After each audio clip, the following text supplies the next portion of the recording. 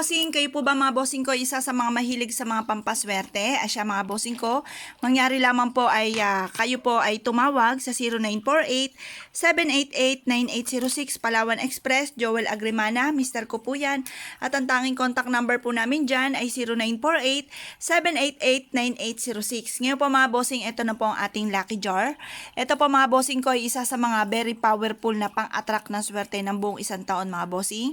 Pero syempre mga bossing, lagi nyo po tatandaan, ito po isa sa mga sangkap lamang para tayo magtagumpay sa buhay. Ang numero 1 po dyan ay sipag at tiyaga, pananalig sa mahal na Panginoon, at sabayan natin ang ganitong mga pampaswerte mga bossing. Ito po mga bossing, ano po ba ang mga lahok nitong ating lucky jar?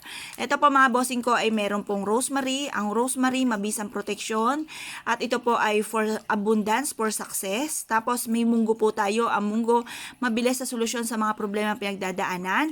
At ito naman po mga bossing, at saka ang munggo inihalin tulad sa barya, na bilog, na swerte, mabilis na maka-attract ng swerte sa pera.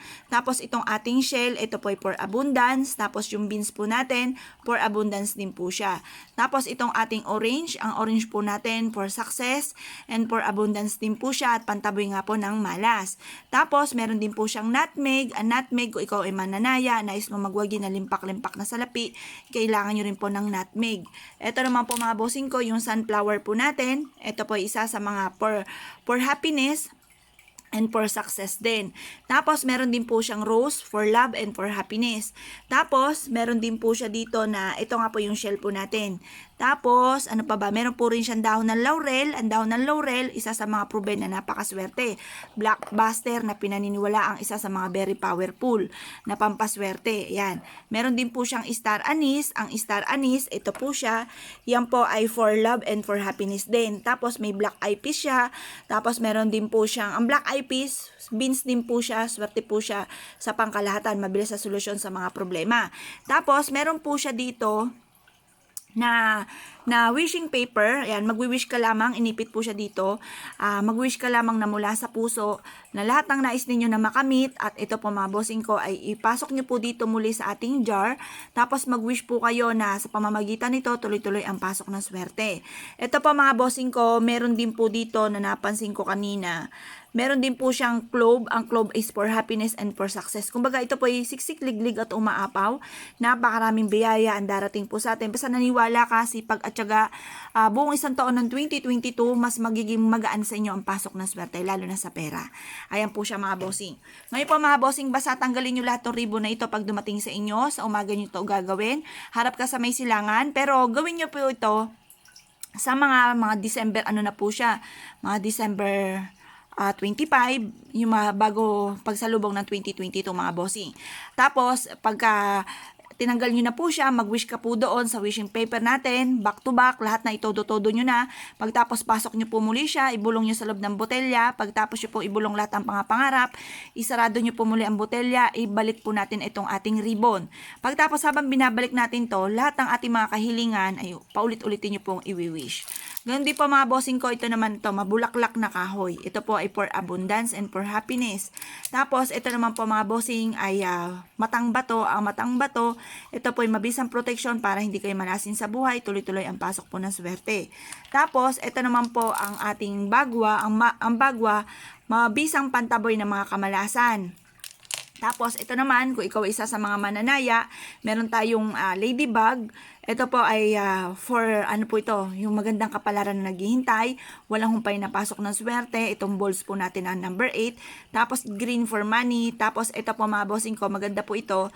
Ito po ay 9i, 9DZI. Ito po ay para po ito sa mga mananaya or sa mga negosyante or mahilig rumakit.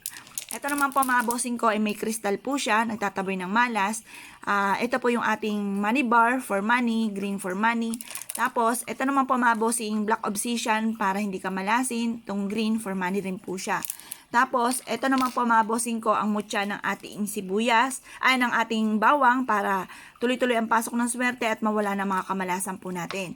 Tapos, ito naman po yung mutya ng ating mais para maging masagana ang pamumuhay. Ay, mutya ng bigas. Nakatingin kasi ako sa mani.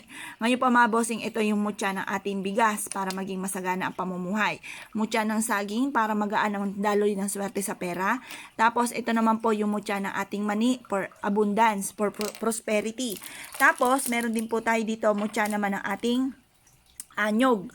Kung ngayon, ikaw ay dinadaw ng kapwa, soon, ikaw naman ay titingalain. Bukod sa sipag at tiyaga, mga bossing at pananalig sa mahal na Panginoon, sabayan nyo ng ganito mga proteksyon para hindi po tayo malasin sa buhay. Kung ikaw ay isa sa mga mananaya at nagnanais na magwagi na limpak-limpak na salapi, ito naman po yung ating paan ng bayawak.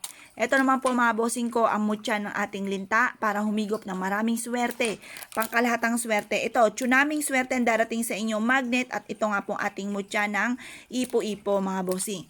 Ganun din po mga bossing ko ang mutya naman po ito ng sibuyas para tuloy-tuloy ang pasok sa atin ng swerte. Ito naman po mga bossing ang mutya ng itlog po ito ng gagamba. Mutya ng itlog ng gagamba, swerte sa pera, swerte sa negosyo, swerte sa mananaya. Ito naman po mga bossing, ibabad nyo sa suka or kaya sa tubig, swerte po ito sa negosyo at ganoon din sa mananaya. Ito naman po ang bulaklak na kahoy, swerte rin po ito, isiksik ito sa pitaka or sa bag or sa inyong kaha or kaya sa arinola upang sa ganoon tuloy-tuloy ang pasok po ng swerte sa pera. Maganda po ito, proven din po ito na maswerte. Tapos syempre itong ating keychain, ito po ay for love and for happiness. Mag-keychain ka ng ganito sa inyong bahay para siksik-liglig at umaapot maraming biyaya at ganoon din po ang pagmamahalan ang dulot po nito mga bossing. Kung kayo po isa sa mga mahilig sa mga pampaswerte, mangyari lamang po ay tumawag po kayo sa 0948-788-9806 Palawan Express, Joel Agrimana, Mr. Kupuyan at ang tanging contact number po namin dyan ay 0948-788-9806. Yun lang po mga bossing, salamat po! Hello mga bossing, ito naman po mga bossing ko ang ating pong pudog. Ang pudog po natin bantay na ating tahanan. Mabisang proteksyon po yan sa kamalasan para hindi po tayo malasin sa ating pong buhay. Maganda na meron po tayong ganyan mga bossing. At ganoon din po mga bossing ko, kung mapapansin nyo, ito pong ating bell na nagtataboy ng malas at nagwo-welcome ng swerte. At syempre, ito po mga bossing ko, ang isa sa mga nagustuhan din ni Ma'am Ruthie Baldwin. Ito po may citrine po tayo, may jade, meron din po tayong, ito nga po ay jade, lemon citrine. Meron din po tayong, ito po ay pyrite stone. Tapos, ito po yung citrine din nasa likod. Tapos, pwede ka maglagay ng wishes po dito, buena mano. Or kaya yung pera po natin, mula sa maliit hanggang sa lumaki siya na lumaki, pwede nyo po siyang ilagay po dito. Halimbawa, nagsimula po tayo sa 5 centavo. G's, tapos 25 piso, 2 piso, piso, tapos 5 piso, 10 piso, ganun po mga bossing ang bilang. Palaki ng palaki, ilagay nyo po dyan sa loob para dumami na dumami ang pera mga bossing. Ganun din po mga bossing ko, ito pong ating rooster na ito na nagtataboy ng malas at nagwo-welcome ng maraming swerte. Ito naman po yung peras po natin na ang kombinasyon po niya ay orange. Yan po ay nagsisimbolo ng kasaganahan. Ito naman po mga bossing, iikot-ikot nyo lamang po ito, mag-wish po kayo sa kanya. Mabilis matutupad ko naman ang hinihiling, lalo-lalo na kung ikaw ay mananaya. Ito naman po mga bossing, ang isa sa mga goddess na makakatulong po sa atin. Magkakaroon tayo ng mabisang proteksyon, magkakaroon tayo ng mahabang buhay, suswertihin sa buhay, good luck ang ating pong dragon, may dragon po siya dyan. Tapos, ito po, jeweled po siya, nabubuksan po ito mga bossing, yan. Pwede ka maglagay ng wishes, pwede mo ilagay yung ticket, pwede mo ilagay yung unang buwan naman po nga ninyo, maganda na meron kayong ganyan. Ganon din po, ito naman 5 elements, ito po, 5 stone po, lucky stone na nandito. Meron po tayong black obsidian, pantaboy ng malas, ito naman po ay clear quartz, ito po ay para madoble ang mga blessing, pantaboy din po siya ng malas, citrine for money, rose quartz for love, ito pong, itong lemon citrine po natin or peridot, swerte po yan sa pera. Maglagay ka ng ganito sa bawat corner ng inyong puntahanan para tuloy-tuloy ang pasok po sa atin ng swerte. Ayan, pwede po yung gantong bilog, pwede rin po yung ganito naman, napahaba. Parehas lang po siya mga bossing ko na 5 elements. Ito naman po mga bossing ko, ito po yung ating money tree, na bukod sa money tree, siya po ay isa sa mga nagtataboy ng malas at nagtataboy na anti-evils ay po ito para yung mga negatibong yan ay mawala na sa buhay po natin. Mamili po kayo kung gusto niyo yung ganitong design, or kaya po yung ganitong design. Ayan, ganun din po mga bossing ko, ito namang ating money tree. Ito po mga bossing ko ay money bar. Ito po ay nagsisumisimbolo ng kasaganahan na nagbibigay na maraming swerte sa pera. Ito naman po mga bossing ko, ang pinya po natin para dumami na dumami ang pera at maging masagana ang pamumuhay. Ito naman po mga bossing ko, set po yan ng apple. Ang apple ay prosperity. Tapos, ito naman pong grapes po natin na jade for abundance. At ito naman po yung squash po natin for protection and abundance din po siya. Tapos, maganda po na meron kayong set po itong tatlong ito. Yung mga babae na sumasayaw, na napakaganda ng kanilang saya ay sumisimbolo ng kasaganahan. Ito naman po mga bossing ko, ang ating po mga angel na bantay na ating tahanan. Kaya sabi po nila na kapag po gusto nyo magkaroon ng mabisang proteksyon, ma-invite nyo yung mga good fairies, maganda na may mga angel kayo sa loob ng inyong pong tahanan. Ito naman po mga bossing ko, ang isa sa mga bestseller din po natin. Ito po yung natural jade po yan. From India po siya. Imported po yan mga bossing. Yan po ay puro na jade. Yan po ay sumisimbolo ng kasaganahan. Maganda na meron kang ganyan sa loob ng inyong pong tahanan. Ito naman po, never ending luck po yan mga bossing. Sumisimbolo ng kasaganahan, koi fish at walang hanggan na swerte. Yung buong bilog natin iyon, yun po ay para ang swerte natin ay tuloy-tuloy, walang tigil. Kasi minsan pinatitikim lang tayo ng swerte. Ito rin po mga bossing ko, isa sa mga pinakamaganda na dapat ay meron din tayo. Ito naman po si Kwangkong, bantay na ating tahanan para malayo din tayo sa pagkalungin na ating negosyo at malayo tayo sa anumang kapahamakan. Ito naman po yung cherries po natin na sumisimbolo ng kasaganahan, maganda sa ating kusina para maging masagana ang pamumuhay at mataboy ang kamalasan. Ito naman po ang hulo po natin for kalusugan, long life, at ito po ay may kawayan po siya, mapapansin nyo, good of fortune, ang palaka para mabilis dumami ang pasok ng swerte lalo na sa pera. Ito po lotus naman mga bossing, good of fortune din po siya.